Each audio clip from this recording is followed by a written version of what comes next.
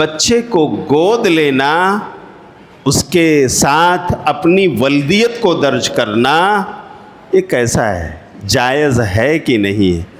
ہاں، اس کی کیا شکلیں ہیں جو غلط ہیں اور کیا ہیں جو صحیح ہیں؟ بسم اللہ الرحمن الرحیم۔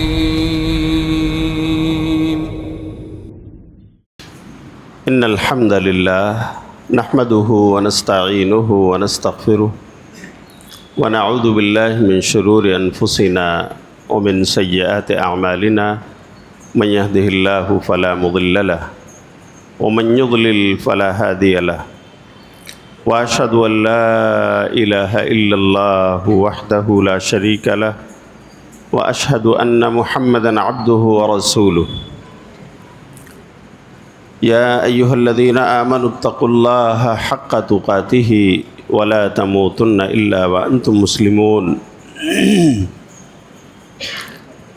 يا أيها الناس اتقوا ربكم الذي خلقكم من نفس واحدة وخلق منها زوجها وبث منهما رجالا كثيرا ونساء، واتقوا الله الذي تساءلون به والأرحام إن الله كان عليكم رقيبا۔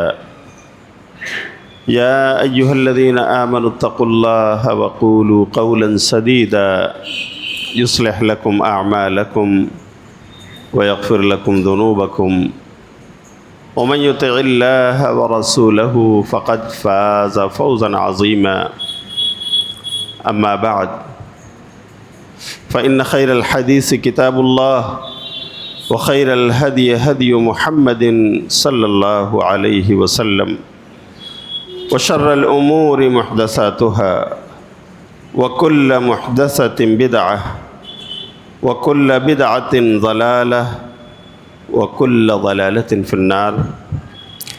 قال الله تعالى في القرآن المجيد: أعوذ بالله من الشيطان الرجيم، بسم الله الرحمن الرحيم۔ فلما قضى زيد منها وطرا زوجناكها لكي لا يكون على المؤمنين حرج في أزواج أدعيائهم إذا قضوا منهن وطرا وكان أمر الله مفعولا۔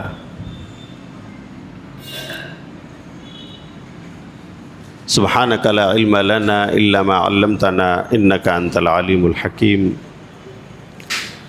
اللهم أرنا الحق حقا وارزقنا اتباعه، وَأَرِنَا الْبَاطِلَ بَاطِلًا وَارْزُقْنَا اجْتِنَابَهُ۔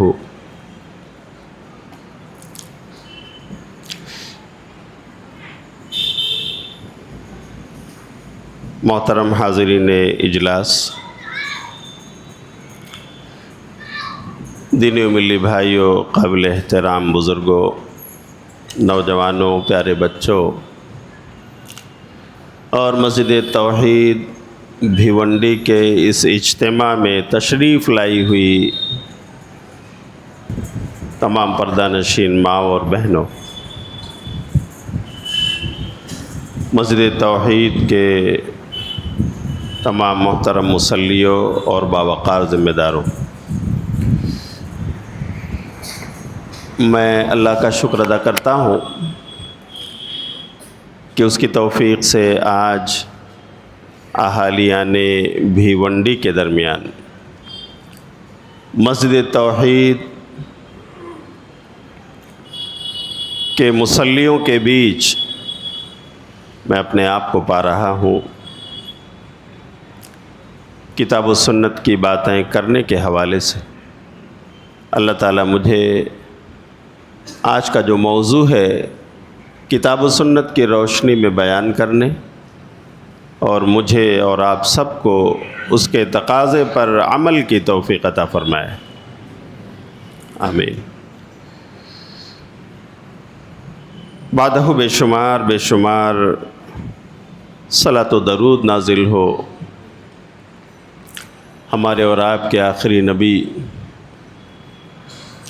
نبی آخر الزماں حضرت محمد الرسول اللہ صلی اللہ علیہ وسلم پر، جو ہم سب کے قائد اعظم رسول معظم نبی عرب و عجم ہیں، آپ کے ذریعہ ہم سب کو کتاب ہدایت ملی، جنت کا راستہ نصیب ہوا، جہنم سے بچاؤ کے طریقے ہمیں سمجھ میں آئے۔ کروڑہا صلاۃ و درود نازل ہوں آپ پر۔ اللہم صلی علی محمد وعلی آل محمد کما صلیت علی ابراہیم وعلی آل ابراہیم انک حمید مجید۔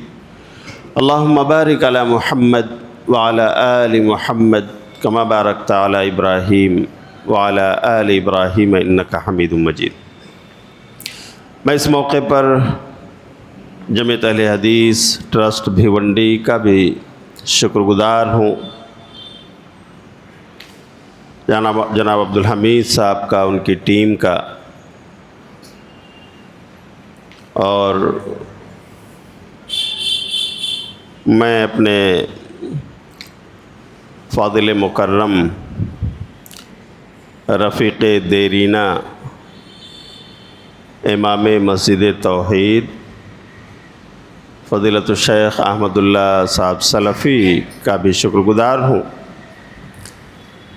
کہ انہوں نے جمعیت کے مشورے سے اجتماع کی یہ ترتیبات انجام دیں اور مجھے یاد فرمایا۔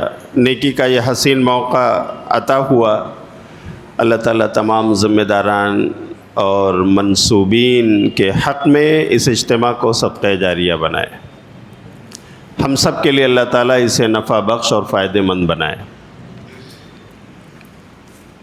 آج کا موضوع ہے لے پالک بنانے کی رسم اسلام کی نظر میں۔ میرے بھائیو، یہ موضوع اس لیے چنا گیا ہے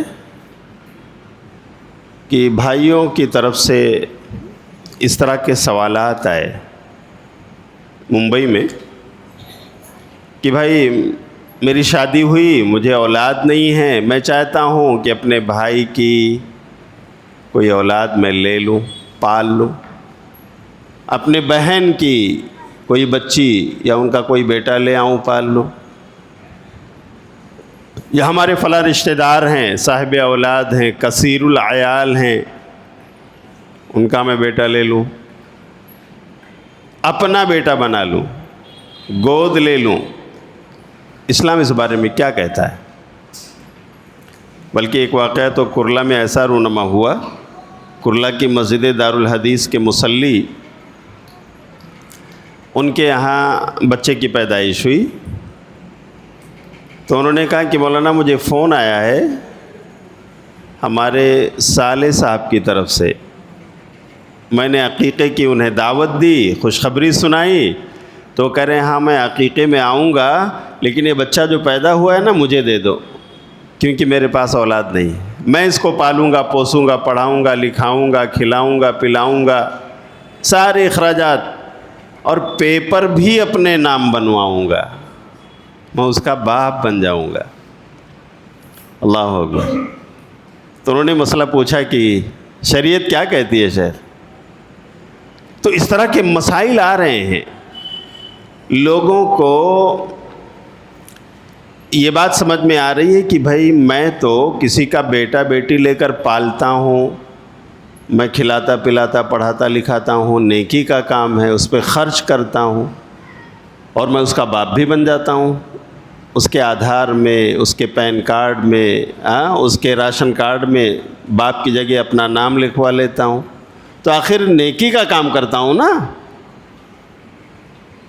میں اتنے سارے اخراجات اس بچے پر کر رہا ہوں، تو کیا اتنی ہماری اتھارٹی نہیں ہے کہ میں اس کے باپ کی جگہ اپنا باپ درج کرا دوں،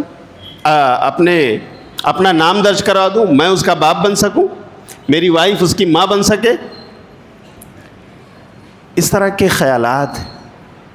تو میرے بھائیوں، اسی رسم کو رسم تبنی کہتے ہیں، یا لے پالک بنانے کی رسم۔ اور اگر آپ قرآن پڑھیں نا تو یہ رسم بہت پرانی ہے، پرانی قوموں کے اندر بھی یہ رواج تھا قرآن کریم نے اس طرح کے 2 واقعات نقل فرمائے ہیں۔ ایک جگہ یوسف علیہ السلام کا تذکرہ آیا ہے، سورہ یوسف کی آیت نمبر 21، اس میں ہے وقال الذي اشتراه من مصر لامرأته اکرمی مثواه عسى ان ينفعنا او نتخذه ولدا، کہ جس نے یوسف کو مصر کے بازار سے خریدا اپنی بیوی کے لیے، اس نے کہا اپنی بیوی سے اکرمی مثواہ، کہ دیکھو اس کی اچھی تربیت کرو، اچھا ٹھکانہ دو، اچھا کھلاؤ پلاؤ، اس کا خیال رکھو۔ عسیٰ ان ینفعنا، کیوں ایسا کرو؟ اس لیے کہ یہ تو ہمیں نفع پہنچائے گا نا، ہم یہی امید کرتے ہیں، ہمارے لیے فائدہ مند ہوگا۔ او نتخذہ ولدا، یا ہمیں ایسا اس لیے کرنا چاہیے کہ ہم تو اس کو اپنا بیٹا بنا لیں گے، اپنی اولاد ہماری ہو جائے گی۔ اس سے پتہ چلتا ہے کہ یوسف علیہ السلام کے زمانے میں بھی دوسروں کا بچہ گود لینے، دوسرے کے بچے کو اپنا بچہ بنانے کی رسم یہ اس وقت موجود تھی۔ اسی لیے یوسف جب بازار مصر میں بیچے گئے، وہ پورا واقعہ ہے کہ کس طرح سے وہ قافلہ کنویں سے نکال کر لایا اور مصر کے بازار میں پہنچا، وہاں اس کے دام لگائے جانے لگے تو عزیز مصر کے حصے میں آئے، عزیز مصر کی قسمت میں آئے، انہوں نے یوسف کو خریدا اور اپنی بیوی زلیخا سے کہا اچھی تربیت کرو اس کی، بڑا اچھا، بڑا خوبرو اور بڑا ہونہار ذہین و فطین غلام ہے یہ، وہ غلامی سمجھتے تھے۔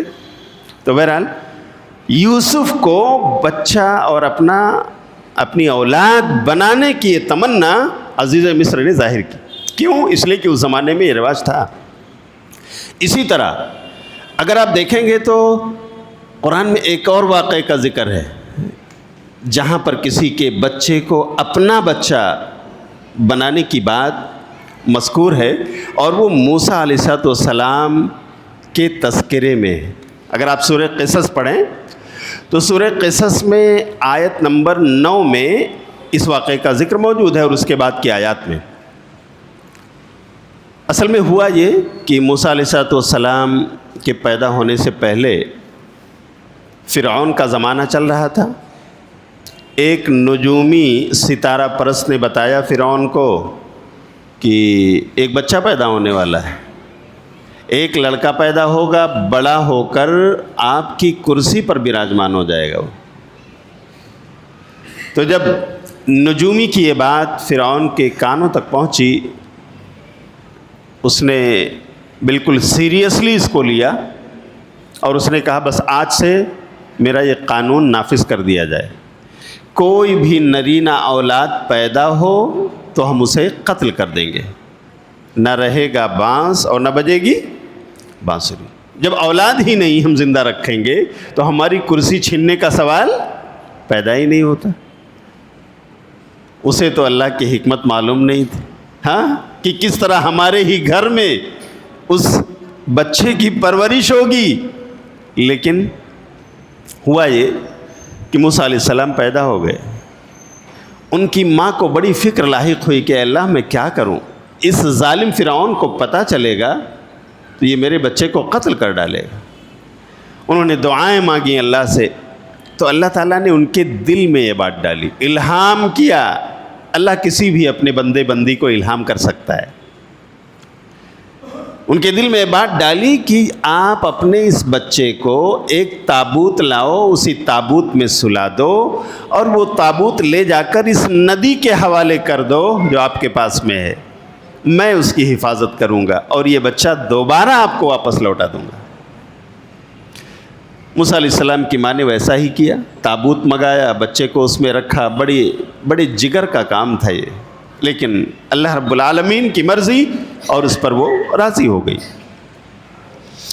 تابوت لے جا کر کے ندی میں رکھا اور اپنی بیٹی سے کہا بیٹی نظر رکھنا، اسی ہی اسے دیکھتے رہنا، فالو اپ کرنا، کہاں جاتا ہے، کون پکڑتا ہے، وغیرہ وغیرہ۔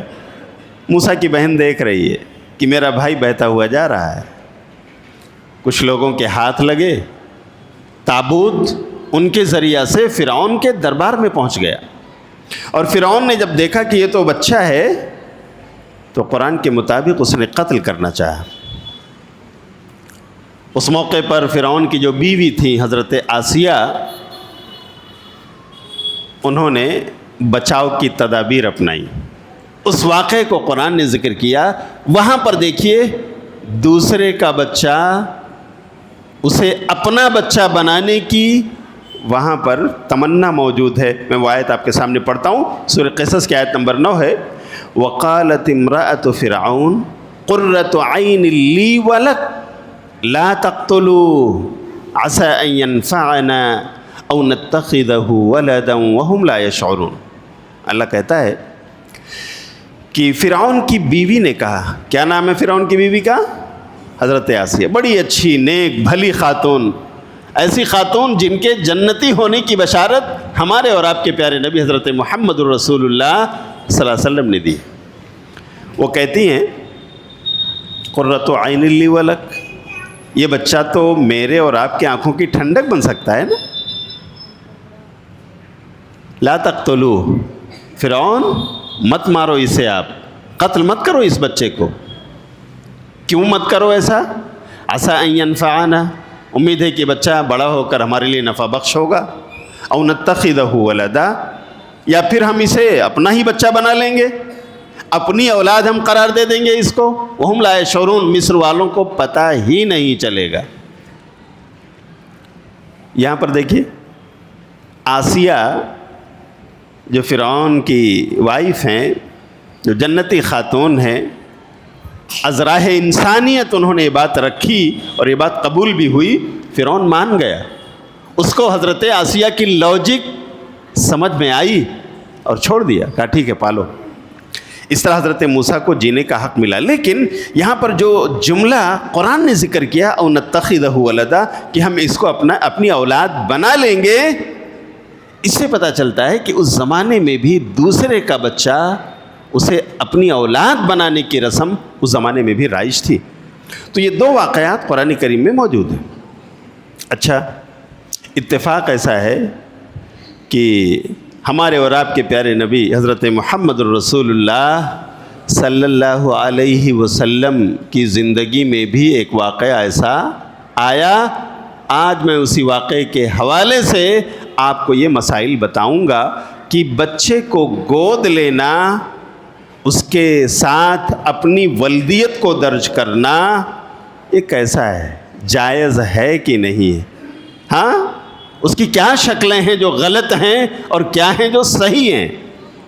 اللہ مجھے بیان کرنے اور ہم سب کو اس کے تقاضے پر عمل کی توفیق عطا فرمائے. تو پیارے نبی صلی اللہ علیہ وسلم نے بھی ایک بچے کو گود لیا, اپنا لے پالک بنایا, متبنہ جسے کہا جاتا ہے, یا انگریزی میں کہتے ہیں اڈاپٹیڈ سن, اڈاپٹ کر لیا آپ نے. یہ واقعہ مختلف کتب حدیث میں موجود ہے, کہیں پر اجمال کے ساتھ, کہیں پر تفصیل کے ساتھ ہے, ڈیٹیل میں ہے. جامع ترمذی میں بھی یہ واقعہ موجود ہے, 3815 نمبر کی حدیث ہے. علامہ البانی نے اس کو صحیح قرار دیا ہے. واقعہ یہ ہے کہ جو لے پالک تھے, آپ لوگ نام جانتے ہیں نا میرے بھائیوں, وہ صحابی رسول بھی بنے, ان کا نام قرآن میں آیا. کیا نام ہے بھائیوں؟ بتاؤ بتاؤ کیا نام ہے؟ کیا نام ہے؟ زید. کیا نام ہے؟ زید ابن حارثہ, بڑا مشہور نام. صحابہ کی جماعت میں سے یہ اکیلی وہ شخصیت ہے جس کے نام کا ذکر کہاں پہ آیا ہے؟ قرآن کریم سورہ احزاب میں آیت نمبر 37 میں ان کا نام مذکور ہے. تو واقعہ کیا ہے؟ واقعہ یہ ہے کہ زید بن حارثہ اپنے کنبے قبیلے کے ساتھ اپنے بعض رشتہ داروں سے ملنے کے لیے اپنے گاؤں سے نکلے. کیسے میرے بھائیو, ہم لوگ اپنے گاؤں سے نکل کر کسی گاؤں میں اپنے کبھی کہہ لیجئے کہ ماموں سے، کبھی پھوپھا سے، کبھی خالو سے، رشتہ داریوں سے ملنے جاتے ہیں۔ ایسے وہ اپنے رشتہ داروں سے ملنے کے لیے اپنے قافلے، اپنے کنبے کے ساتھ نکلے۔ ہوا یہ کہ راستے میں چلتے ہوئے رہزنوں نے حملہ بول دیا اور ان کے قافلے کا ساز و سامان لوٹ لیا۔ خود حضرت زید بن حارثہ کو اپنا غلام بنا لیا اور لے جا کر مکہ کے بازار میں زید بن حارثہ کو بیچ دیا۔ اچھا، جب یہاں ان کا سودا ہوا تو جانتے ہیں کس نے خریدا؟ حضرت حکیم بن حزام نے خریدا۔ اور کس کے لیے خریدا؟ اپنی پھوپھی حضرت خدیجہ بنت خویلد رضی اللہ عنہ کے لیے۔ خدیجہ پھوپھی تھی حضرت حکیم بن حزام کی، ان کے لیے خریدا۔ خرید کر لے گئے اور دے دیا۔ خدیجہ رضی اللہ تعالی عنہ کی شادی محمد بن عبداللہ سے ہو چکی تھی۔ اس وقت آپ محمد الرسول اللہ نہیں بنے تھے صلی اللہ علیہ وسلم، کیونکہ جب شادی ہوئی ہے نا خدیجہ کی تو وہ 40 سال کی تھیں۔ پیارے نبی صلی اللہ علیہ وسلم کتنے سال کے تھے؟ 25 سال کے تھے۔ تو خدیجہ کی شادی ہو چکی تھی محمد بن عبداللہ سے۔ اس وقت کا واقعہ ہے، یعنی یہ واقعہ جو لے پالکی کا ہے، متبنہ بنانے کا ہے، گود لینے کا ہے زید کو، یہ واقعہ نبی کی نبوت اور رسالت سے پہلے کا واقعہ ہے۔ یہ بات آپ لوگ اچھی طرح سمجھ لیں۔ آپ کے سر پر نبوت کا تاج ابھی نہیں رکھا گیا تھا، اس سے پہلے یہ واقعہ رونما ہوا ہے۔ تو خدیجہ رضی اللہ تعالیٰ عنہ نے دیکھا کہ بڑا ہونہار غلام ہے، یہ بڑا ذہین و فتین ہے، اچھا لائق و فائق ہے۔ تو انہوں نے کہا میرے سرتاج، میں اسے آپ کو گفٹ کر رہی ہوں، آپ میرا ہدیہ قبول فرما لیجئے۔ تو پیارے نبی صلی اللہ علیہ وسلم نے قبول کر لیا۔ اچھا، اس کے بعد کیا ہوتا ہے؟ زید بن حارثہ پیارے نبی کے ساتھ اسی مکے کی سرزمین میں رہنے لگتے ہیں، وہی مکہ جہاں خانہ کعبہ ہے، جہاں اس زمانے میں بھی، زمانے جاہلیت میں لوگ دور دراز سے چل کر خانہ کعبہ کا طواف کرنے کے لیے آیا کرتے تھے۔ اسلام سے پہلے بھی طواف کا یہ سلسلہ جاری تھا۔ تو ہوا یہ کہ ایک دن زید بن حارثہ کے گاؤں سے ایک قافلہ چل کر کے آیا اور وہ خانہ کعبہ کا طواف کر رہا تھا۔ اسی قافلے سے زید بن حارثہ کی ملاقات ہو گئی۔ زید بن حارثہ انہیں دیکھ رہے ہیں اور وہ لوگ انہیں دیکھ رہے ہیں، کیونکہ ابھی تک یہ پتا تھا کہ زید بن حارثہ لاپتہ ہیں، وہ تو ڈاکوؤں کے ہاتھ لگ گئے ہیں، پتہ نہیں کہاں گئے، زندہ ہیں کہ مردہ ہیں نہیں معلوم۔ تو زید بن حارثہ نے ان سے حال چال پوچھا، انہوں نے ان سے، اور پتہ چلا کہ یہ زید ہیں جن کو ان کے ماں باپ ڈھونڈ رہے ہیں۔ تو زید نے ان کو پہچان لیا، گاؤں والوں کو، اور گاؤں والوں نے انہیں پہچانا۔ تو کہا زید، ابو اور امی آپ کے ڈھونڈ رہے ہیں، آپ کے چچا آپ کو کھوج رہے ہیں، آپ کے بھائی آپ کو تلاش کر رہے ہیں۔ کہا جاؤ ہمارے گھر والوں سے کہہ دینا کہ زید زندہ ہے اور محمد بن عبداللہ کے پاس ہے، اور میں بڑے آرام سے ہوں، کوئی فکر ہمارے والدین نہ کریں گے۔ تو جب یہ قافلہ واپس گیا گاؤں، تو جا کر کے انہوں نے زید بن حارثہ کے ابو حارثہ سے بتایا کہ آپ کا بیٹا زندہ ہے، ہم بشارت لے کر آئے، ہم مل کر کے آئے ہیں اس سے، وہ بہت آرام سے ہے۔ اور وہاں پر مکے میں ایک معزز خاندان ہے، بنو ہاشم قریش، اس کے ایک معزز فرد ہیں محمد بن عبداللہ، ان کے پاس رہتا ہے وہ۔ تو ان لوگوں کو یہ چنتا ہوئی کہ اگر میرا بیٹا ہے یا میرا بھائی ہے اور زندہ ہے تو ہمیں چل کر لانا چاہیے، اسے آزاد کروانا چاہیے، آخر ہے تو وہ غلام، کسی نے خریدا ہے اور وہ اپنے پاس رکھا ہوا ہے۔ تو حضرت زید کے ابا حارثہ، زید کے چچا حضرت کعب اور زید کے بھائی حضرت جبلہ بن حارثہ، یہ تینوں لوگ چل کر کے مکہ پہنچے کہ چلو ہم اپنے عزیز کو، رشتہ دار کو لے کر کے آئیں گے، جو قیمت چاہیے محمد ہم سے مانگ لیں صلی اللہ علیہ وسلم، ہم انہیں دے دیں گے، ہم اپنا بیٹا آزاد کر لیں گے۔ آ کر پہنچے وہ لوگ اور پتہ ڈھونڈتے ہوئے نبی صلی اللہ علیہ وسلم کے گھر پہنچ گئے اور کہا محمد آپ ہی ہیں نا؟ تو ہم نے سنا ہے کہ ہمارا رشتہ دار آپ کے پاس ہے، آپ ہمیں لوٹا دیجئے۔ کہا کون؟ کہا زید۔ زید، اچھا۔ انہوں نے مطالبہ کیا کہ زید آپ کے پاس ہیں، آپ کو جو قیمت چاہیے آپ ہم سے مانگ لیجئے، ہم سب وہ قیمت دینے کو تیار ہیں، لیکن ہمیں ہماری امانت واپس لوٹا دو۔ نبی صلی اللہ علیہ وسلم نے سنا، آپ نے بلایا، زید کو بلوایا، زید آئے اور آپ نے پوچھا زید جانتے ہو یہ کون لوگ ہیں؟ کہا یہ میرے ابو ہیں، یہ میرے چچا ہیں، میرے بھائی ہیں۔ تو ابو نے کہا کہ بیٹا ہم آپ کو لینے کے لیے آئے ہیں، چلو ہم چلتے ہیں، ہاں ہم آپ کو آزاد کرانے کے لیے آئے ہیں۔ تو نبی صلی اللہ علیہ وسلم نے کہا کہ زید ان انطلق معکم لا امنعه ابدا، اگر یہ زید آپ لوگوں کے ساتھ جانا چاہیں کہ آپ کے بیٹے ہیں، آپ کے بھتیجے ہیں، آپ کے بھائی ہیں، تو میں بالکل نہیں روکوں گا، آپ لے جا سکتے ہو، اور مجھے اس کے بدلے 1 کوڑی نہیں چاہیے، فری میں لے جاؤ۔ تو بس بیٹا دیر کس بات کی ہے، چلو چلتے ہیں۔ بہت خوش ہو گئے وہ لوگ۔ لیکن زید کا اپنا بیان ہے جامع ترمذی کی روایت میں، وہ کہتے ہیں واللہ لا اختار علیک احدا، کہ محمد صلی اللہ علیہ وسلم آپ کے ہوتے ہوئے میں کسی اور کے ساتھ چلا جاؤں، کسی اور کو اپنا لوں، ایسا کیسے ہو سکتا ہے؟ میں اپنے باپ کی محبت، اپنے چچا کی محبت، اپنے بھائی کی محبت قربان کر سکتا ہوں، لیکن مجھے رہنا آپ کے ساتھ، میں آپ کے ہوتے ہوئے کسی اور کو ترجیح نہیں دوں گا۔ سبحان اللہ۔ ابا کو تعجب ہو رہا ہے کہ میں اپنے بیٹے کو آزاد کرانے آیا ہوں، چچا کو تعجب ہو رہا ہے کہ میں اس کی غلامی سے اسے آزادی دلانے آیا ہوں، بھائی کی آنکھیں لالچی نظریں دیکھ رہی ہیں کہ میں اپنے بھائی کو آزاد کرانے آیا ہوں، اور میرا بھائی کہتا ہے کہ نہیں میں غلامی بن کر رہوں گا۔ عجیب سی بات ہے، عجیب سی لاجک ہے۔ تو ڈانٹا ان کے ابا نے کہ زید تمہیں سمجھ نہیں آتی ہے، تم یہاں غلام بن کر رہنا چاہتے ہو، میں تمہیں آزاد کرانے کے لیے آیا ہوں، پیسہ پے کرنے کے لیے تیار ہوں، اور تم کہہ رہے ہو کہ نہیں مجھے غلامی بن کر رہنا۔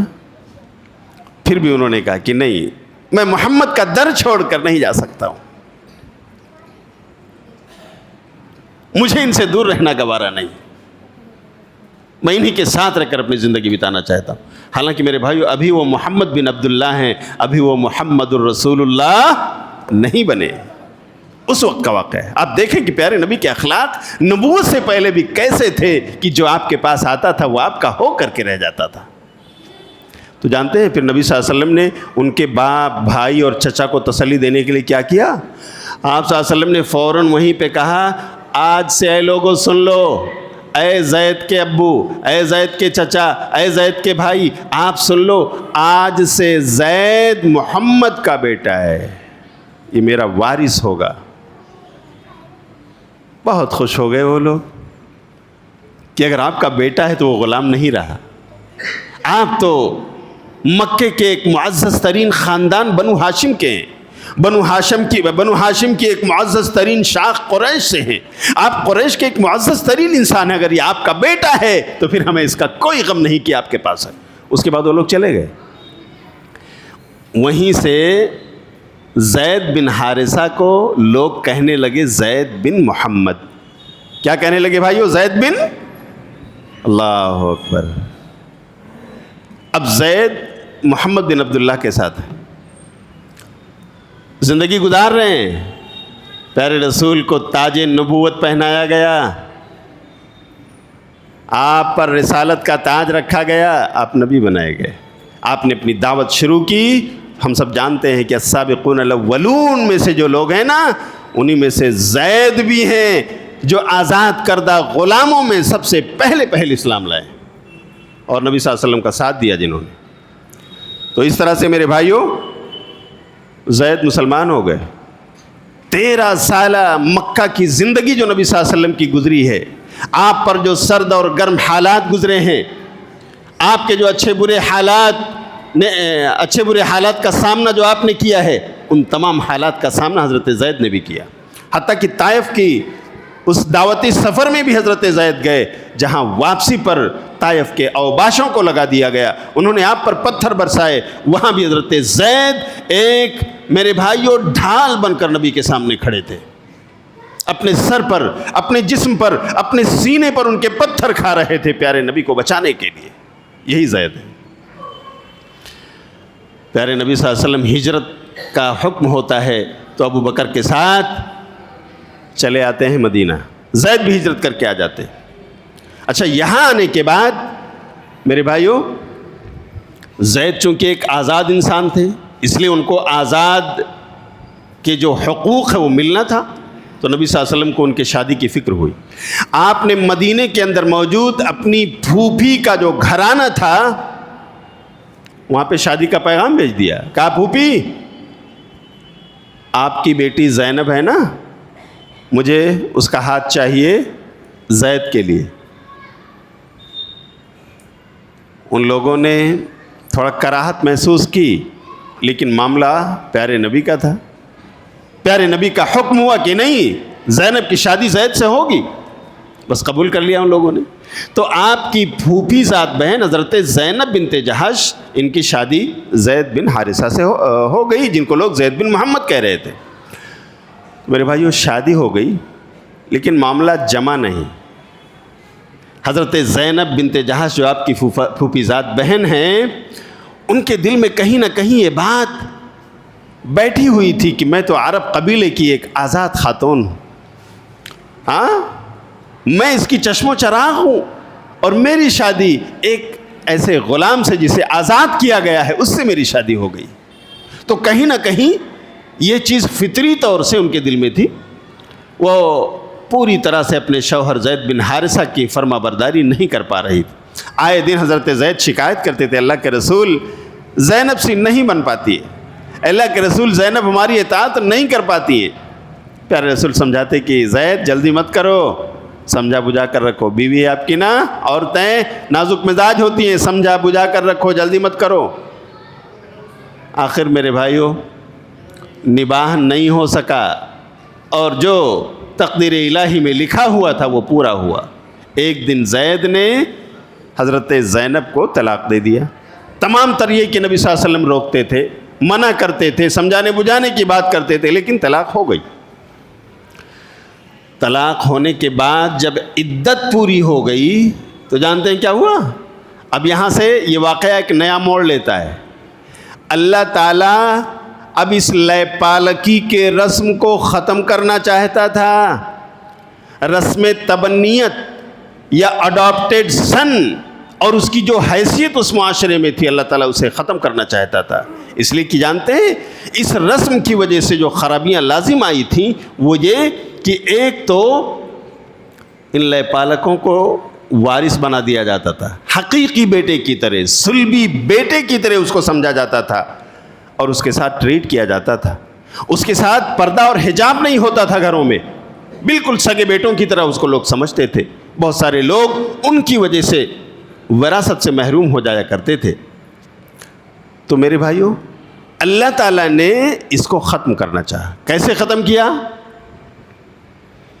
اللہ رب العالمین نے قرآن کریم میں آیات نازل فرمائی. سورہ احزاب کے اندر آج ہم وہ آیات پڑھتے ہیں، سمجھتے ہیں، اور ہمیں اب اس پر عمل بھی کرنا چاہیے. اللہ نے ہمیشہ ہمیش کے لیے اس رسم تبنیت کا قلع کما کر دیا اور اس کی جڑیں اللہ تعالیٰ نے کاٹ دیں. قرآن کی آیات نازل ہوئیں. کیا ہوا؟ جب طلاق کے بعد عدت پوری ہو گئی تو عدت پوری ہونے کے بعد اللہ تعالیٰ کی طرف سے نبی کو حکم آیا کہ آپ کی شادی، آپ کا نکاح زینب سے ہوگا. جانتے ہیں اس کا کیا مطلب تھا؟ اس کا یہ مطلب تھا عرب کے معاشرے میں کہ آپ اپنے بیٹے کی بیوی، مطلقہ بیوی سے شادی کرنے جا رہے ہیں، اور اس وقت کا معاشرہ اسے قبول کرنے کو تیار نہیں تھا. وہ اپنے لے پالکوں کو، اڈاپٹیڈ سنس کو حقیقی اور سلبی سگے بیٹے کی طرح سمجھتے تھے. اسی لیے ان کی بیویوں سے وہ اگر بیوہ ہو جائیں، وہ اگر طلاق یافتہ ہو جائیں تو ان سے ان کا نقلی باپ شادی کرنے کی جرأت بولو نہیں کرتا تھا. بڑی بھاری بات تھی. لیکن اللہ کی طرف سے حکم آیا، نبی کو یہ پیغام آیا کہ آپ کی شادی زینب سے ہوگی. نبی کہیں نہ کہیں اپنے دل میں یہ محسوس کر رہے تھے کہ بڑا جگر کا کام ہے، کیسے یہ عرب کے لوگ قبول کریں گے. لیکن اللہ کو منظور کچھ اور تھا. تو جانتے ہیں کیا ہوا؟ اللہ رب العالمین نے زینب کا نکاح کیا اور اس کی خبر حضرت جبریل کے ذریعہ پیارے رسول کو دے دی.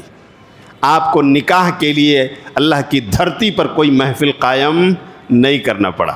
سورہ احزاب پڑھیے, سورہ احزاب کی آیت نمبر 37 میں اللہ تعالیٰ ارشاد فرماتا ہے فلما قضى زید منها وطرا زوجناكها لكي لا يكون على المؤمنين حرج في ازواج ادعيائهم اذا قضوا منهن وطرا.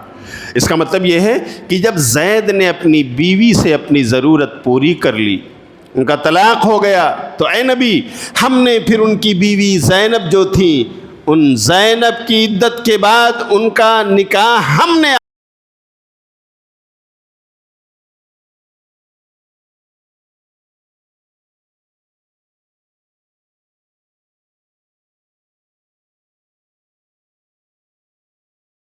حرج فی ازواج ادعیائہم, تاکہ مومنوں پر یہ بات حرج نہ لگے کہ وہ اپنے منہ بولے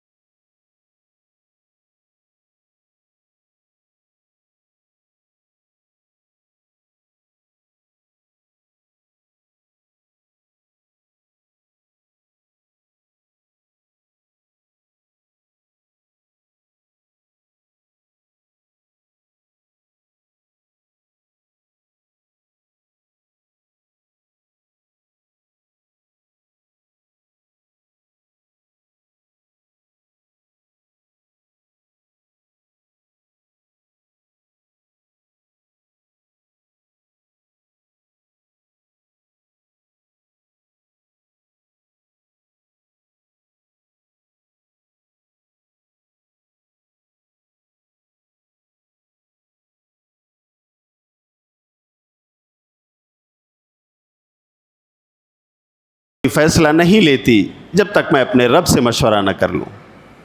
فوراً وہ گئیں, انہوں نے وضو بنایا, اپنا مصلی بچھایا اور صلاۃ استخارہ کے لیے کھڑی ہو گئی.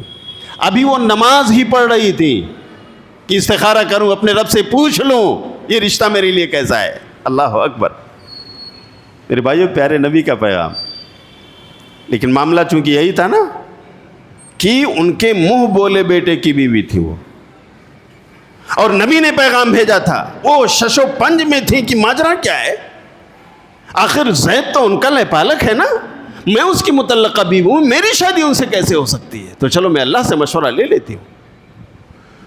اس کا مطلب یہ نہیں تھا کہ نعوذ باللہ زینب منکر تھی پیارے رسول کی, کہہ لیجئے امانت دیانت, اس سے کوئی انکار تھا, ایسی کوئی بات نہیں تھی. لیکن معاملہ یہ تھا کہ اس وقت عرف عام میں یہ بات بہت بری سمجھی جاتی تھی کہ کوئی اپنے لے پالک کی بیوی سے شادی کر لے. تو ابھی وہ نماز ہی پڑھ رہی تھی, اتنے میں جبریل یہ آیت لے کر آئے جس میں اللہ کہتا ہے کہ اے نبی ہم نے آپ کی شادی ان سے کر دی ہے. بس جیسے یہ پیغام آتا ہے تو نبی صلی اللہ علیہ وسلم جا کر کے خود داخل ہوتے ہیں زینب کے پاس اور یہ پیغام سناتے ہیں, آیت کریمہ سناتے ہیں, اور زینب اس سے راضی ہو جاتی ہیں, آپ کی زوجہ بن جاتی ہیں. بلکہ حدیث میں ہے کہ زوجہ ازواج مطہرات پر فخر کرتی تھیں اور کہتی تھی کہ دیکھو آپ لوگوں کی شادیاں آپ کے باپ نے کی ہیں, آپ کے اولیاء و سرپرستوں نے کرایا ہے, میری شادی اس عرش والے نے کرا کر کے اپنے نبی کو خبر دی ہے. اس طرح سے تمام ازواج مطہرات خاموش ہو جاتی تھی کہ واقعی یہ عظمت ہے حضرت زینب کی. تو میرے بھائیو, زینب کی شادی نبی صلی اللہ علیہ وسلم کے ساتھ ہوئی. یہاں سے رسم تبنیت ختم ہو گئی. اللہ نے بتلا دیا کہ جس کو تم لے پالک سمجھتے ہو نا کہ وہ تمہارا سگا بیٹا ہے یا تمہاری سگی بیٹی ہے, وہ سگی نہیں ہو سکتی, وہ سگا نہیں ہو سکتا ہے, اس لیے کہ اگر یہ سگا ہوتا تو پھر اس کی بیوی سے اس کا باپ شادی کر سکتا نہیں, جس نے اپنے آپ کو باپ بنایا ہے. تو ایک ضرب یہاں پر لگی, جو اس وقت کا رواج تھا اس کو توڑ دیا قرآن کی آیت نے, ختم کر دیا. دوسرا کہ پیارے نبی صلی اللہ علیہ وسلم نے اس چیز کی قباحت کو آپ نے احادیث میں بیان فرمایا. بڑے واضح لفظوں میں نبی صلی اللہ علیہ وسلم نے کہا. صحیح بخاری پڑھیے میرے بھائیو, 6766 نمبر کی حدیث ہے صحیح بخاری میں, جس کا مدلول یہ ہے کہ کوئی شخص اگر کسی کو اڈاپٹ کرتا ہے، کسی کو گود لیتا ہے اور اس کے سامنے اپنی ولدیت رکھتا ہے، ہاں تو وہ سن لے. یا کوئی انسان کسی اور کو اپنا باپ مان کر گردانتا ہے، اپنے اصلی باپ کے ہوتے ہوئے دوسرے کی طرف اپنی نسبت کرتا ہے، حالانکہ وہ جانتا ہے کہ وہ اس کا باپ نہیں، تو وہ سن لے. پیارے نبی صلی اللہ علیہ وسلم فرماتے ہیں، صحیح بخاری، آپ کہتے ہیں کہ من ادعا الی غیر ابیہ وہو یعلم انہ غیر ابیہ فالجنۃ علیہ حرام. جو شخص اپنے آپ کو کسی اور باپ کی طرف منسوب کرنے کا دعویٰ کرے حالانکہ وہ جانتا ہے کہ وہ اس کا باپ نہیں ہے، اسے پتہ ہے کہ وہ اس کا حقیقی باپ نہیں ہے، پھر بھی وہ اس کی طرف اپنے آپ کو منسوب کرے، اسے اپنا باپ سمجھے، تو جنت اس کے اوپر حرام. کس نے کہا میرے بھائیو؟ بولو. یہ حدیث ہے، یعنی کس کا قول ہے؟ حضرت محمد رسول اللہ صلی اللہ علیہ وسلم کا فرمان ہے. اسی طرح سنن ابن ماجہ کی روایت ہے، علامہ البانی نے جس کو صحیح قرار دیا، کہ آپ صلی اللہ علیہ وسلم کہتے ہیں، من ادعا الی غیر ابیہ لا یرح رائحۃ الجنہ وان ریحها لا یوجد من مسیرۃ 500 عام. کہ جو انسان اپنے آپ کو اپنے کسی غیر باپ کی طرف منسوب کرے، اصلی باپ کو چھوڑ کر نقلی باپ کی طرف اپنے آپ کی نسبت کرے، حالانکہ وہ جانتا ہے کہ وہ اس کا اصلی باپ نہیں، تو وہ جنت کی خوشبو تک نہیں پائے گا. حالانکہ جنت کی خوشبو 500 سال کے ڈسٹینس سے، 500 سال کی دوری سے محسوس کی جا سکتی ہے. اللہ اکبر. تو میرے بھائیو، وہ کام جسے ہم نیکی سمجھتے تھے، پیارے نبی کی حدیث پڑھیے تو گناہ کبیرہ ہے، ایک عظیم گناہ ہے کہ اگر ہم اس کے مرتکب ہوئے ہیں، کسی اور کے بچے کے سامنے ہم نے اپنا نام درج کروایا ہے، یہ کسی نے اپنے پاسپورٹ میں، اپنے پین کارڈ میں، اپنے آدھار کارڈ میں، اپنے لائسنس میں اپنے باپ کی جگہ دوسرے کسی انسان کا نام درج کروا دیا کہ وہ میرا باپ ہے، جنت اس کے اوپر حرام ہے. ہوش کے ناخن لیجیے میرے بھائیوں. یہ رسم تبنیت اسلام نے اس کی جڑیں کاٹ دی ہیں اور اب اس کی گنجائش نہیں ہے. ہمیں اس معاملے کو خوب اچھی طرح سے سمجھ لینا چاہیے. اچھا، اس کی جو قباحت ہے نا، اگر آپ دیکھیں گے کہ اس زمانے میں لوگ اپنے منہ بولے بیٹوں کو اپنا حقیقی بیٹا سمجھتے تھے، وارث گردانتے تھے. آج بھی آپ دیکھ لو، بہت سارے لوگ میرے بھائیو، آپ سروے کرو، اسی بھیونڈی کی سرزمین میں آپ کو ملیں گے، بہت سارے لوگ آج بھی دوسروں کا بچہ گود لے کر ان کے سامنے اپنا نام درج کر کے رکھتے ہیں اور کہتے ہیں میرا وارث ہے. کیا کرتے ہیں؟ تمام جائیداد مرنے سے پہلے پہلے اسی لے پالک کے نام رجسٹر کروا دیتے ہیں، یہ میرا وارث ہے، یہ میری خدمت کر رہا ہے، یہ میری دیکھ بھال کر رہا ہے، میں نے اس کو پڑھایا لکھایا، میں نے اس کو پالا پوسا، میں اس کا نگراں، سرپرست اور ولی ہوں، میں پوری جائیداد اس کے نام لکھ رہا ہوں. جانتے ہیں میرے بھائیو آپ کیا کر رہے ہیں؟ آپ دوسرے کا حق مار رہے ہیں. ایک ایسے انسان کو اپنی وراثت دے رہے ہیں جس کا آپ کی جائیداد میں 1 روپے کا حق نہیں ہے. وراثت کے طور پر 1 روپیہ وہ نہیں پائے گا.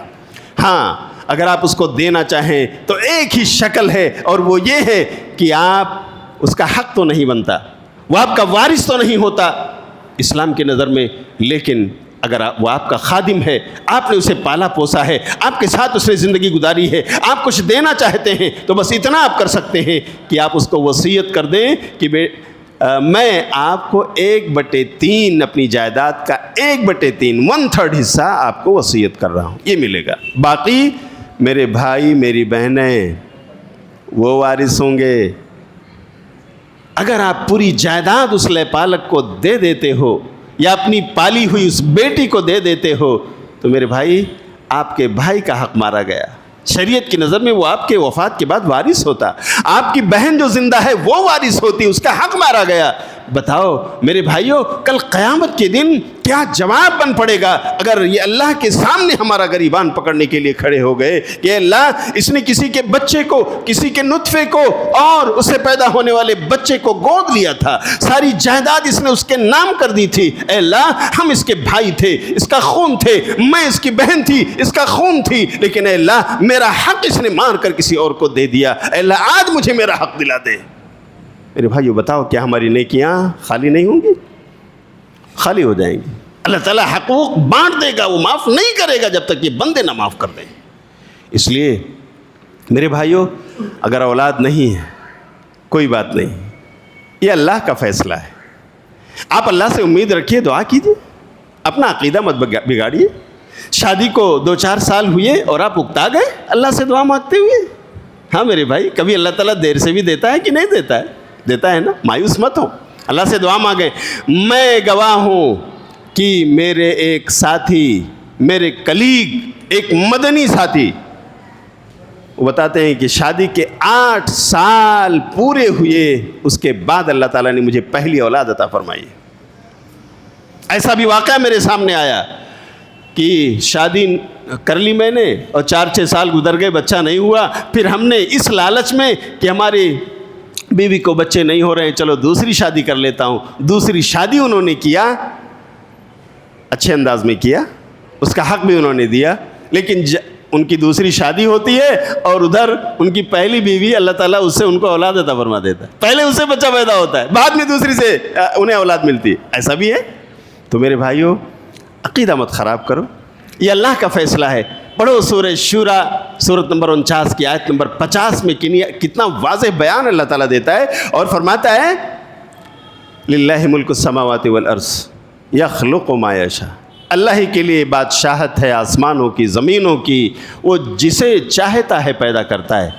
یہب لمن یشاء اناثا, وہ جسے چاہتا ہے صرف مؤنث یعنی بیٹیاں دیتا ہے. وَيَهْبُ لِمَن يَشَاءُ الذُّكُورَ, اور جسے چاہتا ہے صرف مذکر یعنی بیٹے دیتا ہے. اَوْ يُزَوِّجُهُمْ ذُكْرَانًا وَإِنَاثًا, اور جسے چاہتا ہے مذکر اور مؤنث دونوں, بیٹے اور بیٹیاں دونوں دے دیتا ہے.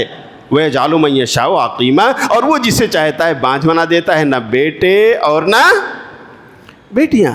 تو یہ تو فیصلہ اللہ کا ہے, ہم اس کے سامنے عاجز اور بے بس ہیں. ہمارے سامنے اگر کوئی وسیلہ ہے تو بولو بھائیو کون سا ہے؟ وہ دعا کا وسیلہ ہے. مانگو اللہ سے, پیش کرو اپنی نیکیاں اس کے سامنے. اے اللہ تو داتا ہے, تیرے علاوہ ہم کسی کو داتا نہیں سمجھتے. اولاد دینے والا تو ہے, اولاد نہ دینے والا بھی تو ہے. اللہ یہ اختیارات صرف تیرے ہیں, لیکن ہمیں امید ہے کہ اللہ تو عطا فرمائے گا. جیسے تو نے کسی زکریا کو بڑھاپے میں عطا فرمایا, یحییٰ پیدا ہوئے. جیسے تو نے کسی ابراہیم کو بڑھاپے میں عطا فرمایا, ان کی دعائیں قبول کی, تو نے انہیں اسحاق اور پھر اسماعیل عطا فرمائے. اے اللہ تو ہمیں بھی دے سکتا ہے. میرے بھائیو ہمیں ان سے مانگنا چاہیے, مایوس نہیں ہونا چاہیے. لیکن اگر رب کا فیصلہ یہی ہے کہ دیر سے ہو, تو کچھ بھائی ہمارے کہتے ہیں کہ ارے بہت مانگا بھائی, مسجد توحید میں نماز پڑھتے پڑھتے مانگتے 4-6 سال گزر گئے, تو سوچ رہا ہوں کہیں اور سے جا کر مانگوں.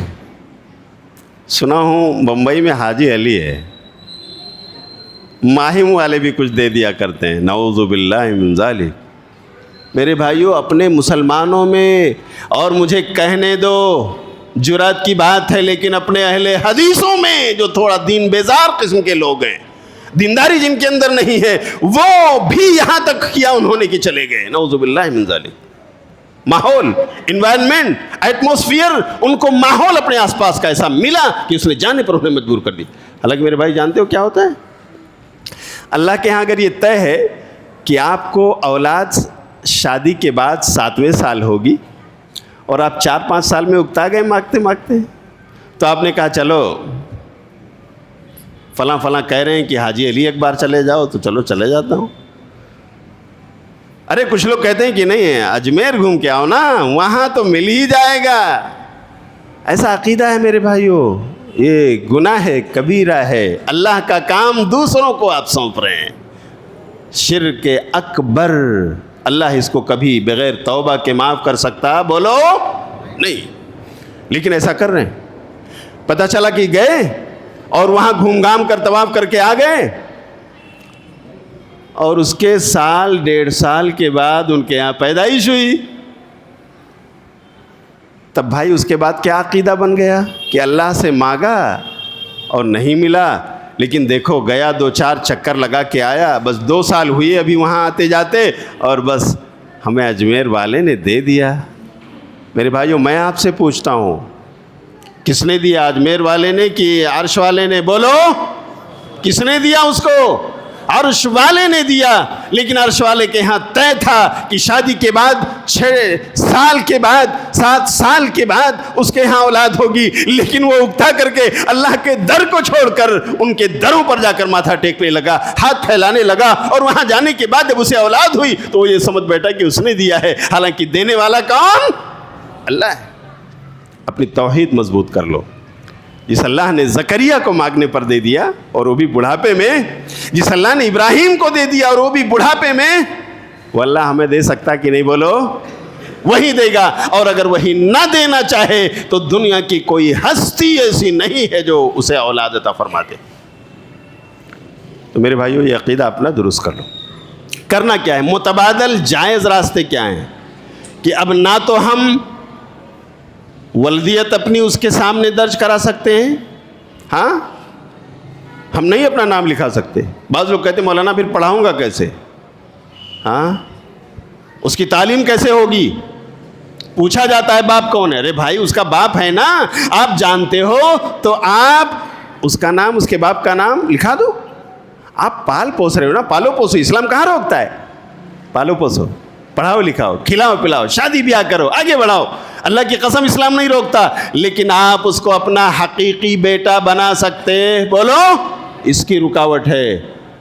اللہ نے سورہ احزاب کی آیت نمبر 4 میں کہا وَمَا جَعَلَ أَدْعِيَاءَكُمْ أَبْنَاءَكُمْ، کہ یہ تمہارے منہ بولے بیٹے تمہارے حقیقی بیٹے نہیں ہیں۔ اور آیت نمبر سورہ احزاب کی آیت نمبر 5 میں اللہ کہتا ہے ادعوہم لآبائہم هو اقسط عند اللہ، تم ان لے پالکوں کو، ان اڈاپٹیڈ سنس کو، منہ بولے بیٹوں کو، تم انہیں ان کے باپ کی نسبت سے پکارو، ان کے باپ کا نام ان کے نام کے سامنے درج فرماؤ، یہی اللہ کے نزدیک انصاف والی بات ہے۔ تو یہ تو اللہ کہتا ہے۔ جب یہ آیت کریمہ نازل ہوئی نا سورہ احزاب کی آیت نمبر 4 اور 5، تو عبداللہ بن عمر رضی اللہ تعالیٰ عنہ کہتے ہیں کہ اس آیت سے پہلے ہم لوگ زید کو زید بن محمد کہتے تھے، اور جب یہ حکم اللہ تعالیٰ کا آ گیا کہ انہیں ان کے باپ کی نسبت سے پکارو اور یہ تمہارے حقیقی بیٹے نہیں ہیں، یہ تو تمہارے لے پالک ہیں، تو پھر ہم لوگ اسی روز سے زید بن محمد کے بجائے کہنے لگے زید بن، بولو، زید بن حارثہ۔ ہم نے اسی دن سے زید بن حارثہ، اور خود نبی صلی اللہ علیہ وسلم نے لوگوں کے سامنے یہ اعلان فرمایا اور کہا زید سنو، آج سے تم انت اخونا و مولانا، آج سے تم زید بن محمد نہیں ہو، زید بن حارثہ ہو، آج سے تم محمد کے بھائی ہو اور محمد کے دوست ہو۔ سبحان اللہ، اللہ کے رسول نے اس کی تردید فرما دی۔ قرآن کریم میں دوسری جگہ بھی اللہ رب العالمین نے اس طرف اشارہ فرمایا ہے ما کان محمد ابا احد من رجالکم ولکن رسول اللہ وخاتم النبیین، کہ یہ محمد تم میں سے کسی نرینہ کے باپ نہیں ہیں، ان کی نرینہ اولادیں بچپن میں چلی گئیں، جو ہیں وہ بیٹیاں ہیں جو بحیات ہیں۔ تو اے لوگوں سنو، زید بن حارثہ کو زید بن محمد مت کہو، یہ اللہ کی نظر میں غلط ہے، نا انصافی والی بات ہے۔ یہ تو اللہ کے رسول ہیں اور آخری نبی ہے۔ تو اس طرح سے نبی صلی اللہ علیہ وسلم نے بھی اصلاح کر لی، اور خود صحابہ کرام بھی زید بن محمد کے بجائے آپ کو زید بن حارثہ کہنے لگے، اور آپ نے تمام چیزیں بتا دیں کہ دیکھو اب یہ جو لے پالک ہیں یہ تمہارے حقیقی بیٹے نہیں رہے۔ اس کا مطلب یہ ہوا کہ اگر تم نے پالا ہے، پوسا ہے، پڑھایا ہے، لکھایا ہے، بڑا کیا ہے، یہ بالغ ہو گئے ہیں، تو اب تمہاری بیوی ان کے سامنے نہیں آ سکتی، پردہ کرے، یہ بالغ ہو گیا ہے، یہ تمہارا حقیقی بیٹا نہیں رہا، تو پھر پردہ واجب۔ جب یہ حکم آیا تو جانتے ہیں کیا ہوا؟ سنن نسائی کتاب النکاح کی روایت ہے کہ ایک شخص تھے ابو حذیفہ، اور ان کی بیوی تھی سہلہ بنت سہل رضی اللہ عنہ۔ انہوں نے ایک بچے کو بچپن میں لے کر پالا تھا، اس کا نام تھا سالم، اسی لیے کہا جاتا سالم مولا ابی حذیفہ۔ ابو حذیفہ کے بیٹے آزاد کردہ غلام سالم. تو سالم نے روایتیں بھی کی ہیں, ہاں یہ صحابی رسول بنے, لیکن ہوا یہ کہ یہ ابو حذیفہ کے سگے بیٹے نہیں تھے بلکہ لے پالک تھے. ان کو گود لیا تھا ابو حذیفہ نے, ان کی بیوی سہلہ نے ان کو پالا پوسا تھا. جب یہ آیت کریمہ اتری ہے تو ابو حذیفہ نے کہا اب تو پردہ کرنا ہے سہلہ, اور دیکھو سالم تمہارے گھر میں آتا جاتا ہے, مجھے پسند نہیں ہے. تو ایک دن حضرت سہلہ نبی صلی اللہ علیہ وسلم کے پاس پہنچ گئی اور انہوں نے کہا کہ پیارے رسول دیکھو یہ سالم ہم نے اس کو پالا پوسا بچپن میں لیا تھا, ابھی یہ بڑا مرد ہو گیا ہے, یہ عورت اور مرد کی باتیں, شوہر اور بیوی کے باتوں کو سمجھنے لگا ہے یہ, اور اس کے گھر میں آنے جانے کی وجہ سے میرے شوہر ابو حذیفہ کراہت محسوس کرتے ہیں, مجھ سے ناراض ہو جاتے ہیں, میں کیا کروں اللہ کے رسول. تو نبی صلی اللہ علیہ وسلم نے کہا ارضعیہ تحرمی علیہ, کہ ٹھیک ہے سالہ تمہارے ساتھ یہ اسپیشل کیس ہے, جاؤ تم سالم کو دودھ پلا دو, تم اس کی محرم بن جاؤ گی, رضائی ماں بن جاؤ گی. تو یہی واقعہ حضرت امام مسلم نے بیان کیا ہے اپنی صحیح مسلم میں. اس میں ہے کہ سہلہ پھر پوچھتی ہیں اللہ کے رسول کیفا ارضعہ وہو رجل کبیر, اللہ کے رسول میں اس جوان مرد کو کیسے دودھ پلاؤں, یہ تو بڑا آدمی ہو گیا ہے, وہ میرے پستان کو کیسے آخر اپنے منہ میں رکھ سکتا ہے. فتبسم رسول اللہ صلی اللہ علیہ وسلم, اللہ کے رسول مسکرائے, وقال قد علمت انہ رجل کبیر, اور کہا سہلہ میں جانتا ہوں کہ وہ بڑا آدمی ہے, جاؤ اسے دودھ پلا دو, تم اس کی محرم بن جاؤ گی, وہ تمہارا محرم بن جائے.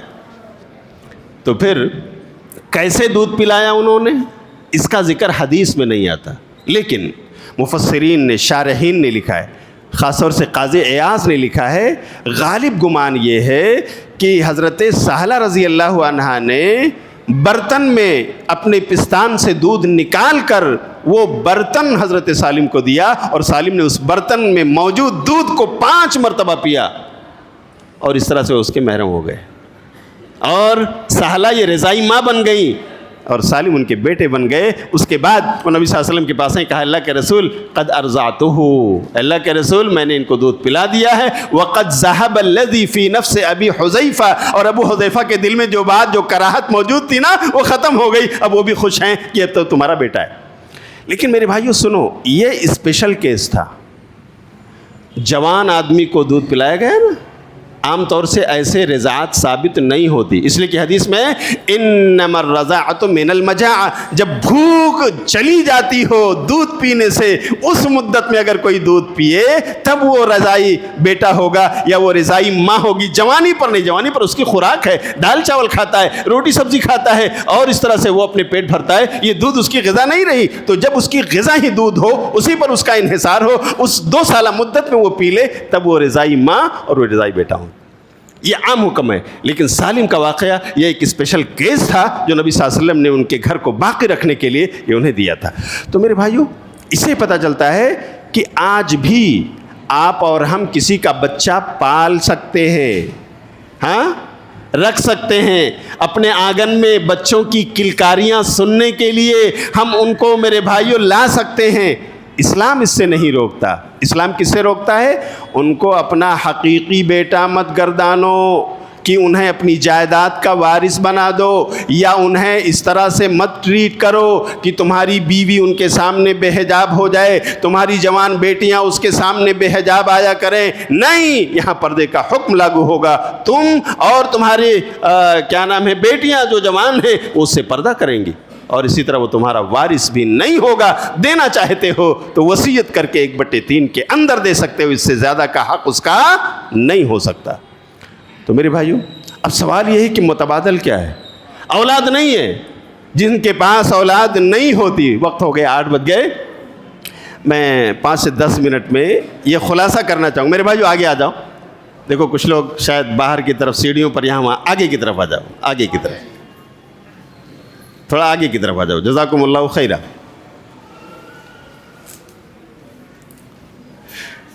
ٹاپک آپ کو ذرا سا ممکن ہے سمجھنے میں دشواری ہو رہی ہو. میں کوشش کر رہا ہوں کہ سمجھا سکوں.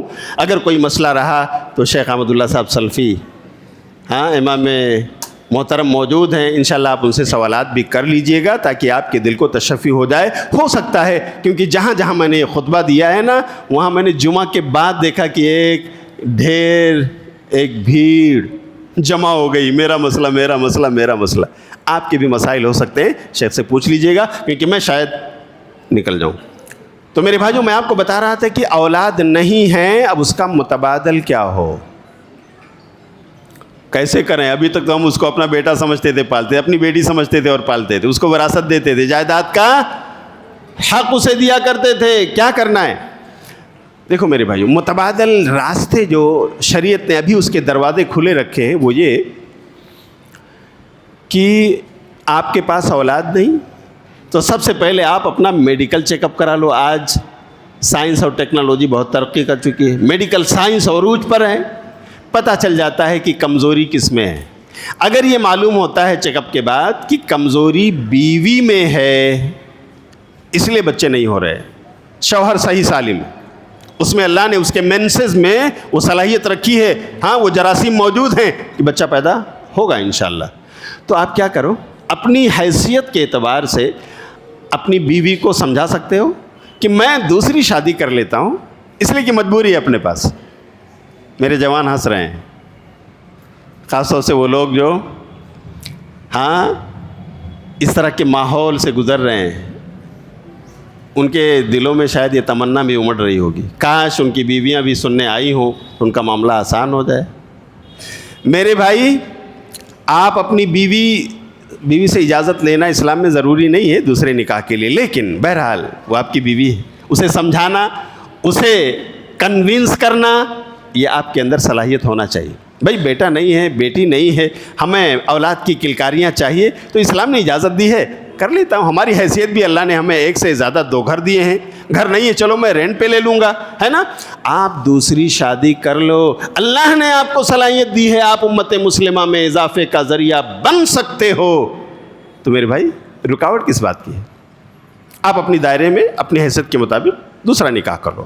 اللہ تعالیٰ قوم کی ماؤں کو یا بیٹیوں کو یا خواتین کو ان کا جو تصور ہے نا ہندوستان جیسے ماحول میں، اگر یہ دوسری کیسے سوکن آ سکتی ہے، اللہ تعالیٰ انہیں سنجیدگی کے ساتھ اس مسئلے پر غور کرنے کی توفیق عطا فرمائے.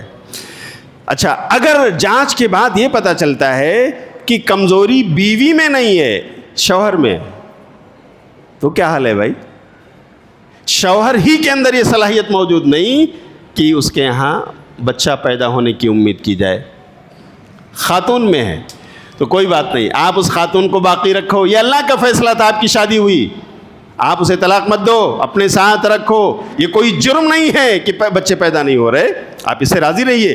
آپ کیا کر سکتے ہو؟ آپ بھی نکاح ثانی کر سکتے ہو. تو بھائی مولانا میرے اندر صلاحیت ہی نہیں بچہ پیدا کرنے کی، تو کیوں شادی کروں، دوسرے کو بھی ستاؤں؟ نہیں میرے بھائی، ستاؤ نہیں، دوسروں کے لیے خیر اور برکت کا ذریعہ بن جاؤ. کیسے؟ آپ اپنے لیے ایک ایسی خاتون تلاش کرو، اور ماشاءاللہ ہمارے سماج میں موجود ہے، جو بیوہ ہو جس کے پاس بچہ ہو، جو مطلقہ ہو جس کے پاس بیٹی یا بیٹا ہو. بولو بھائیو، ایسے لوگ ہیں کہ نہیں ہیں سماج میں؟ بے شمار ہیں. اللہ کی قسم ہمارے نوجوانوں کی راہیں تک رہے ہیں. وہ کون ہے نوجوان جو آج ہمارا ہاتھ پکڑے کہ میں تمہیں اپنے ساتھ لے کر چلنے کو تیار ہوں؟ تو آپ اس خاتون کو چنو جو بچے والی ہو، آپ شادی کر لو، اس کا بچہ یا اس کی بچی جو بھی گود میں ہے اسے لے کر آ جاؤ، بچوں کو، اس بچے کو پالو. آپ نے اس کی ماں سے شادی کر لیا، وہ آپ کی ربیبہ بن گئی، وہ بچہ آپ کا ربیب بن گیا، آپ اس کے مربی ہو. تو میرے بھائی آپ اسے پالو پوسو، کھلاؤ پلاؤ، پڑھاؤ لکھاؤ، اس کی کلکاریوں سے فیضیاب ہو. اللہ نے یہ راستہ آپ کے لیے بھی رکھا ہوا ہے. یہ دوسرا سولوشن ہے. لیکن وہ بچہ بھی آپ کا وارث نہیں ہوگا. سن لیجئے، وہ آپ کا نطفہ نہیں ہے، وہ بچی بھی آپ کا نطفہ نہیں ہے، دوسرے کا ہے. اس لیے آپ کی وراثت اور جائیداد میں وارث بولو نہیں. اگر آپ دے سکتے ہیں تو ایک ہی راہ ہے. کیسے دے سکتے ہیں؟ وراثت میں نہیں، وصیت کر کے اس کو 1/3 کے اندر اندر آپ دے سکتے ہیں، اسے پالیے. اچھا، تیسرا راستہ یہ ہے کہ میرے بھائی آپ چاہتے ہو کہ اولاد نہیں ہے، آپ دعا تو مانگ رہے ہو، لیکن آپ کو پالنا ہے، کوئی بچہ اپنے گھر میں رکھنا ہے. دیکھو بہت سارے یتیم بچے ہیں نا، بہت سارے یتیم بچے یتیم خانوں میں ہیں، ان کے باپ نہیں، ان کی مائیں ہیں. آپ ان یتیم خانوں سے، پہلے زمانے میں یتیم خانے نہیں تھے، لوگ اپنے اپنے گھروں میں ان یتیموں کو لے جاتے تھے، پالتے تھے، پوستے تھے. ہاں، حضرت عبداللہ بن مسعود رضی اللہ تعالیٰ عنہ کی بیوی حضرت زینب کئی یتیموں کی وہ باقاعدہ سرپرست بنی ہوئی تھی، اور ان کے اوپر اپنی جائیداد خرچ کرتی تھی، ان کو پالتی پوستی تھی. آج کے زمانے میں یتیم خانے، آپ جائیے، جو لوگ یتیم خانے چلاتے ہیں آپ ان سے ملیے، اور کسی بچے کو اگر آپ پڑھانا لکھانا چاہتے ہیں، اس کی فیس بھرنا چاہتے ہیں، اس کی شادی بیاہ کی ذمہ داری اٹھانا چاہتے ہیں تاکہ اس کی ماں کا جو بوجھ ہے ہلکا ہو جائے، لے آئیے اس بچے کو، اپنے یہاں سے لے جاتے ہوئے اپنی زندگی گزاریے.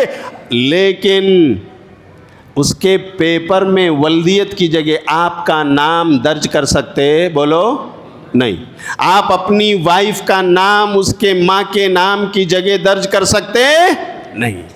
سارے ڈاکومنٹس اس یتیم کے اس کے باپ کے نام سے بنیں گے، اس کی ماں کے نام سے بنیں گے. آپ یہ احسان ان کے ساتھ کر سکتے ہیں، جو اللہ نے مال آپ کو دیا ہے آپ اس کو خرچ کیجیے، اور ٹھیک ہے وہ راضی ہیں اس کی ماں، آپ لائیے لے جائیے. اور سب سے اچھا تو یہی ہے کہ اس کی ماں اگر بیٹھی ہے تو آپ اسے شادی کر لیجیے، جو میں نے بتایا. اچھا، ایک چوتھا راستہ یہ ہے کہ آپ اگر واقعی کسی کا بچہ لینا چاہتے ہو تو میرے بھائی آپ 2 سال کے دودھ پینے کی مدت میں لے کر آؤ. اور کیا کرو، آپ چاہتے ہو کہ ہمارا محرم بن جائے، ہماری بیوی کا محرم بن جائے، تو آپ اپنے کسی رشتہ دار محرم خاتون سے دودھ پلوا دو اس 2 سالہ مدت میں.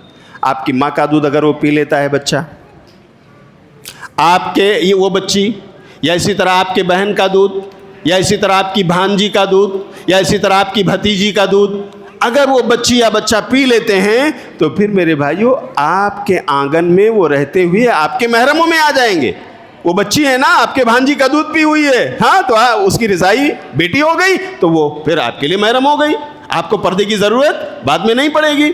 ہاں، یا اسی طرح وہ بیٹا ہے. تو میرے بھائیوں اس طرح سے کسی کا بچہ لاؤ تو اپنے خاندان کے، کیونکہ آپ کی بیوی کو بچے نہیں ہیں اور نہ ہی ان کو کہہ لیجئے کہ دودھ آ سکتا ہے کہ وہ پلا دیں، اس لیے آپ دوسری محرم عورتیں جن کے ہاں اولاد اللہ نے دے رکھی ہے، چاہے وہ بہن ہو، چاہے وہ بھانجی ہو، چاہے وہ بھتیجی ہو، چاہے وہ ماں ہو، آپ ان کا دودھ پلوا دیں. اس طرح سے آپ اس بچے کو پالیں پوسیں. لیکن بس خیال یہی رہے کہ ولدیت کی جگہ آپ اپنا نام نہ درج کرائیں. گناہ کبیرہ ہے، اللہ رب العالمین اس کے بارے میں سوال کرے گا اور ہمیں جواب دینا ہوگا. تو اس طرح سے میرے بھائیو ایک راستہ یہ ہے. تو اگر اس طرح کے متبادل جائز راستے ہم ڈھونڈیں تو یہ لے پالکی کی جو رسم بد ہمارے معاشرے میں چل رہی ہے، لوگ دوسرے کا بچہ گود لے کر اپنا حقیقی بچہ سمجھ کر اپنا نام ان کے سامنے منشن کر کے اس طرح سے ان کو اپنا حقیقی بیٹا مان کر اپنی پوری جائیداد ان کے نام جو لکھ دے رہے ہیں، اپنے بھائیوں کو محروم کر کے، اپنی بہنوں کو محروم کر کے، میرے بھائیوں یہ رسم بد ختم ہو جائے گی اور اس طرح سے آپ اسلام کے دائرے میں اپنی زندگی بتا سکیں گے. تو میں سمجھتا ہوں کہ اولاد نہ دینا یہ اللہ کا فیصلہ ہے. اگر ایسا ہمارے ساتھ ہوا ہے تو رب کے فیصلے پر ایک مسلمان کو، ایک مومن کو بولو راضی رہنا ہے کہ نہیں؟ راضی رہنا ہے. اگر ہم اس کے باوجود اپنے آنگن میں بچوں کی کلکاریاں سننا چاہتے ہیں تو اس کے یہ متبادل راستے ہیں.